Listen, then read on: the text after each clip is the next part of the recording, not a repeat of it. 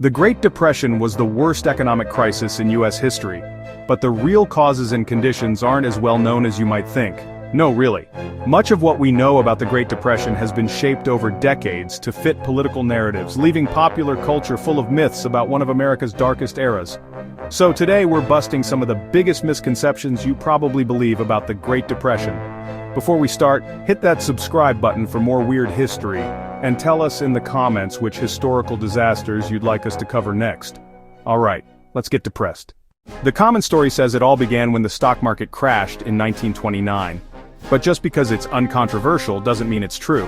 In fact, the 1929 downturn was milder than the recession of 1920. Back then, recovery was quick, leading to a boom. But in 1930, recovery never came. Instead, the nation endured a decade of hardship.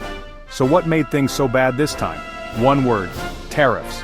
Yes, unemployment jumped after the crash, but it peaked at only 9%, then fell to just over 6% by mid-1930. That's when Congress passed the Smoot-Hawley Tariff Act. This law raised taxes on imports to protect U.S. producers, assuming trade partners would just eat the cost. They didn't. Instead, they retaliated with tariffs of their own, slashing international trade. Over 1,000 economists warned Congress this would backfire. They were ignored. Within 5 months, U.S. unemployment hit double digits, and stayed there for the rest of the 1930s. Another popular theory is that reckless stock speculators buying on margin brought the market down. Buying on margin means you pay part of the stock price in cash, with the rest loaned by a broker. If the price drops, you still owe the loan. While margin trading was common in the 1920s, it wasn't much higher than in earlier decades. In fact, requirements were already tightening in 1928. Some historians point instead to the Federal Reserve, which increased the money supply by 60% between 1921 and 1929, fueling a stock bubble. Others think uncertainty over the Smoot-Hawley tariffs passage also spooked investors. Critics often blame the gold standard, but the world wasn't on the classic gold standard anymore.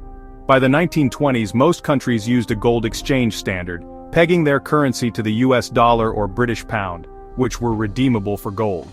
In 1933, President Roosevelt went further.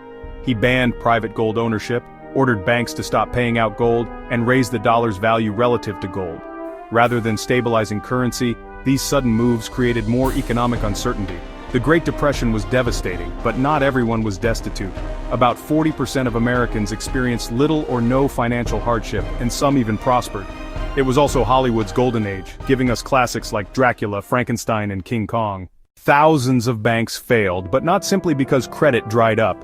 Many states had unit banking laws which banned banks from opening branches. Unit banks were small, local, and had no big financial backer, making them fragile. States that allowed branch banking had far fewer failures, and Canada, which had no such restrictions, saw 0 bank closures.